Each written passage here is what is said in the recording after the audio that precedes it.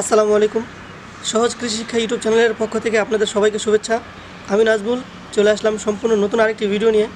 বন্ধুরা, আজকে আমার আলোচ্য বিষয় থাকবে কিভাবে আপনি আপনার টবে গোলাপের চারা প্রতিস্থাপন করবেন। বন্ধুরা, যারা জানেন না তাদের জন্য বলছি, গোলাপের চারা প্রতিস্থাপন করার সবচেয়ে উত্তম সময় হচ্ছে অক্টোবর থেকে ফেব্রুয়ারি মাস পর্যন্ত। তার মানে এখন ডিসেম্বর মাস চলতেছে, এটা সবচেয়ে উত্তম একটি সময় গোলাপের চারা প্রতিস্থাপন করার জন্য।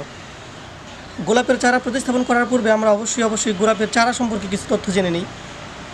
এখন ডিসেম্বর মাস, আমরা বিভিন্ন জায়গা থেকে ফুল গাছ এবং ফল গাছ কিনবো। আমরা সাধারণত একটি গোলাপ গাছ কী দেখে কিনি? একটি গোলাপ ফুল দেখে। গোলাপ ফুল পছন্দ হয়, তারপর আমরা গাছটিকে কিনে নিয়ে আসি। কিন্তু আমরা অনেক সময় লক্ষ্য করি না যে গাছে কোনো রোগ আছে কি না। সাধারণত আমরা গাছটি কিনে নিয়ে বাসায় যখন আসি, তখন যে ফুলটি দেখে গাছটি কিনে থাকি, সেই ফুলের মতো পরবর্তীতে আর ফুল হয় না। ওই ফুল গাছটি আস্তে আস্তে শুকিয়ে যায়, অনেক সময় গাছটি মারা যায়, এবং যেই পরিমাণ ফুল দেখে গাছ কিনে নিয়ে আসি, ওই পরিমাণ ফুল আর ওই গাছে থাকে না। এখন ডিসেম্বর মাস, এই ডিসেম্বর মাসে আমরা সবচাইতে বেশি পরিমাণ ফুল গাছ এবং ফল গাছ কিনে থাকি, কারণ বেশিরভাগ ফুল গাছে ফুল ফুটে থাকে ডিসেম্বর মাসে। তো সাধারণত আমরা একটি নার্সারি থেকে কী দেখে ফুল গাছ কিনে থাকি? একটি গাছের ফুল দেখেই তো আমরা গাছ পছন্দ করি। তো ফুল গাছ কেনার সময় আমাদের অবশ্যই চারটি বিষয় মাথায় রাখতে হবে। তার মধ্যে প্রথমটি হচ্ছে, ফুল গাছ কেনার সময় আমরা দেখব ফুল গাছটি সুস্থ আছে কিনা। ফুল গাছটি সুস্থ আছে কিনা এই বিষয়টি জানার জন্য কোনো প্রকার এক্সপার্ট হওয়ার কোনো প্রয়োজন নাই। যে কেউ দেখলেই বুঝতে পারবে যে ফুল গাছটি সুস্থ আছে কিনা। ফুল গাছটি দেখতে সবুজ এবং পাতাগুলি পরিষ্কার পরিচ্ছন্ন, কোনো ভাঙা বা কোনো থাকবে না, কোনো ভাঙা বা কোনো স্পট থাকবে না, খুবই সুন্দর লাগবে, দেখলেই বোঝা যাবে যে এটি পরিষ্কার এবং সুস্থ সবল গাছ। 2 নম্বর হচ্ছে, একটি ফুল গাছ কেনার পূর্বে আমরা অবশ্যই লক্ষ্য করব যে ফুল গাছটির ডালপালাগুলো মোটা বা শক্তপোক্ত আছে কিনা, এই ব্যাপারটি লক্ষ্য রাখবো। 3 নম্বর হচ্ছে, গাছটির মধ্যে কোনো প্রকার ডাইব্যাক রোগ আছে কিনা, এই ব্যাপারটি লক্ষ্য রাখতে হবে। 4 নম্বরটি হচ্ছে, গাছটিতে কোনো প্রকার ব্ল্যাক স্পট রোগ আছে কিনা, এই ব্যাপারটি লক্ষ্য রাখতে হবে।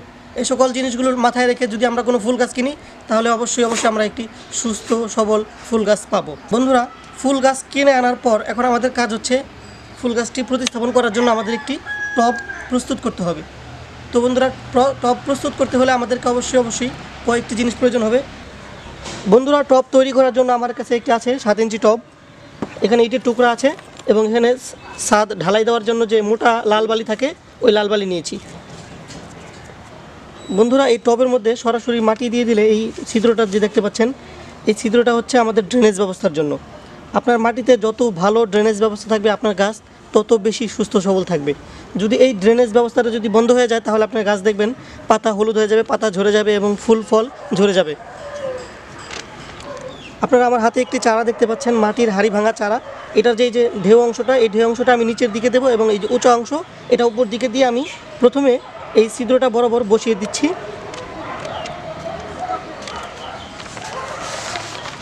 বন্ধুরা, আপনারা দেখতে পাচ্ছেন এই যে ছিদ্র এখানে দেখতে পাচ্ছেন, এই ছিদ্র বরাবর আমি এটার ঢেউ অংশটা নিচের দিকে দিয়ে আমি ছিদ্রটা প্রথমে বন্ধ করে দিচ্ছি। বন্ধুরা, ড্রেনেজ ব্যবস্থার জন্য যে ছিদ্রটি দেওয়া ছিল, সেই ছিদ্রের উপরে আমি মাটির হাড়ি ভাঙা চারাটি ঢেউ অংশটি নিচের দিকে দিয়ে এভাবে বন্ধ করে দিয়ে, তারপরে কিছু ইটের টুকরা দিয়ে চারাটিকে আটকে দিচ্ছি, যাতে করে চারাটি নড়ে না যায়।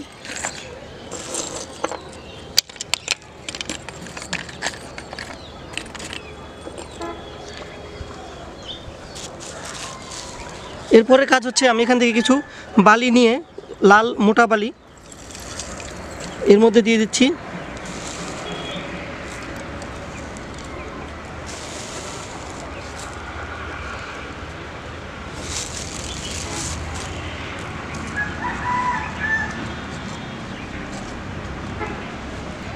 বন্ধুরা, ভালো ড্রেনেজ ব্যবস্থার জন্য আমি এখানে আমার ড্রেনেজটিকে চারা দিয়ে, তারপরে ছোট ইটের টুকরা দিয়ে, সাথে লাল মোটা বালি দিয়ে ড্রেনেজ ব্যবস্থা তৈরি করে নিয়েছি।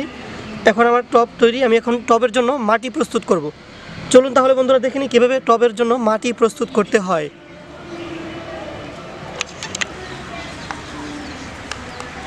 বন্ধুরা, টবের মাটির জন্য আমরা এখান থেকে সাধারণ মাটি নিব 2 ভাগ।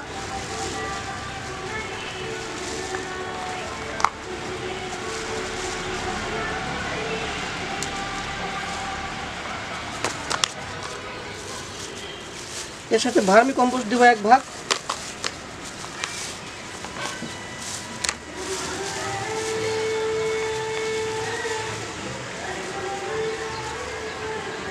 ভার্মি কম্পোস্ট,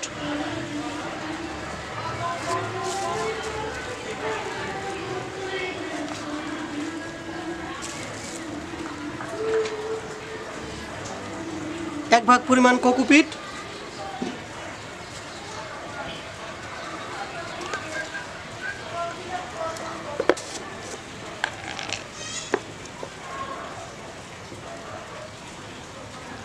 2 চামচ পরিমাণ সরিষার খৈল গুঁড়া সার,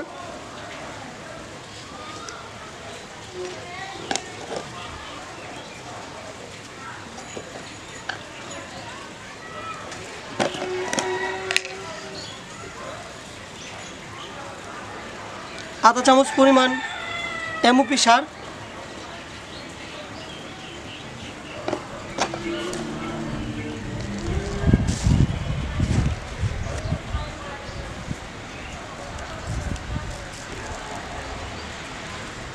1/2 চামচ পরিমাণ ডিএপি সার,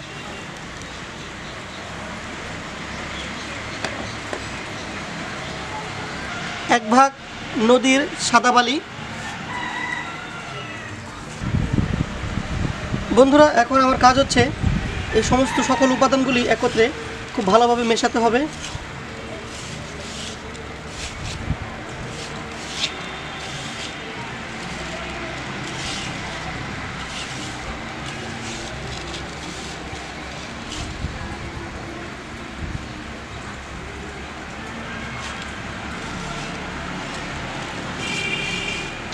সকল উপাদান খুব ভালো করে মেশাবো। বন্ধুরা, আপনারা লক্ষ্য করবেন যে আমি একটি সুস্থ সবল সতেজ চারা কিনেছি। এই আমার চারা। এখানে একটি ফুল ছিল, যেহেতু আমার চারার বয়স খুবই কম, এর জন্য আমি ফুলটি ফেলে দিয়েছি। অনেক বড় সাইজের ফুল পাবো এর জন্য। একটা বিষয় আপনি লক্ষ্য রাখবেন, যদি কোনো আপনার গোলাপের গাছের গোড়া থেকে কোনো এভাবে কুশি বের হয়, আপনারা এই কুশিটিকে ভেঙে দিবেন। যদি এই কুশিটিকে ভেঙে না দেন, তাহলে এখানে পর্যাপ্ত পরিমাণে শক্তি পাবে না। দেখবেন এখান থেকে যে কুশিটি উঠবে, ওই কুশিটি বেশ শক্তিশালী হয়ে উঠছে। আমার কাজ হচ্ছে এই চারাটিকে এই টবে প্রতিস্থাপন করা। প্রথমে আমি আস্তে আস্তে করে প্লাস্টিকটি আলাদা করে নিচ্ছি।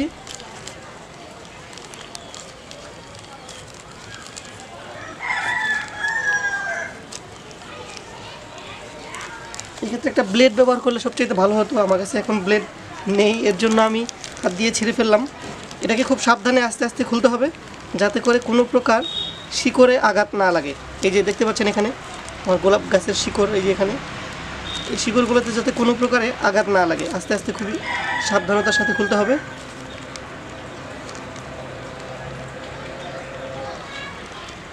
বন্ধুরা, পলিথিনটি সরিয়ে নিয়েছি। আপনারা দেখতে পাচ্ছেন যে এখানে শিকড় দেখা যাচ্ছে, এগুলো গোলাপের শিকড়।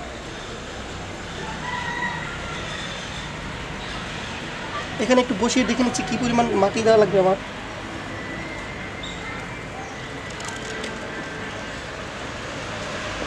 খুবই ঠেসে ঠেসে মাটি দিতে হবে আপনাকে, যাতে করে কোনো প্রকার বাতাস না থাকে।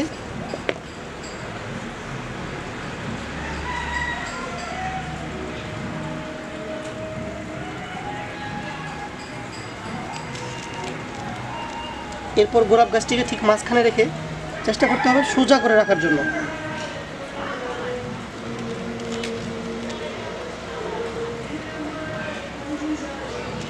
তারপরে হাত দিয়ে ঠেসে ঠেসে সব দিকে সমানভাবে চেপে চেপে গাছটিকে বসিয়ে দিতে হবে।